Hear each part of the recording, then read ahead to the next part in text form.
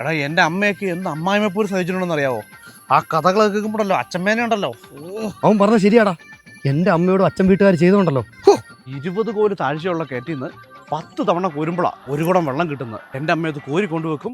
ആ തള്ളയുണ്ടല്ലോ അതെടുത്തിട്ട് തൊഴിച്ചൊരു കുളിയാ. മണ്ണെണ്ണ വിളക്കിന്റെ വെളിച്ചത്തിൽ അമ്മ മനോരമ വായിക്കുമ്പോൾ ഈ തള്ള എന്നിട്ട് എന്ന് ഊതിയിട്ട് പറയും, ഇവിടെ കത്തിച്ച് കളയാൻ മണ്ണെണ്ണയില്ലെന്ന്. എൻ്റെ ചേച്ചീനെ എടുത്ത് ഒക്കത്ത് വെച്ച് 5 കിലോമീറ്റർ ദൂരേന്ന് എൻ്റെ അമ്മേനെ കൊണ്ട് വിറക് ചോപ്പിക്കുമായിരുന്നു ഇവര്. തേങ്ങ അരച്ചൊരു മീൻകൂട്ടം കഴിക്കാൻ വേണ്ടി എൻ്റെ അമ്മ ചെന്നപ്പോൾ തേങ്ങ അരയ്ക്കാൻ തള്ള സമ്മതിക്കില്ല. നിരന്തരം ദുരന്തമായിരുന്നു അവരുടെ ജീവിതം.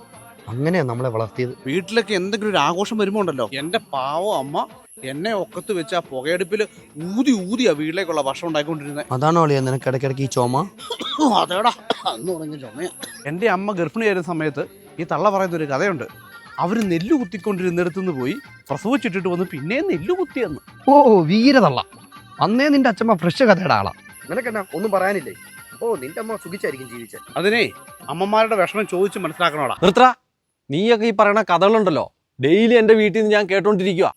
അമ്മയുടെയോ? അല്ലടാ, എൻ്റെ ഭാര്യയുടെ.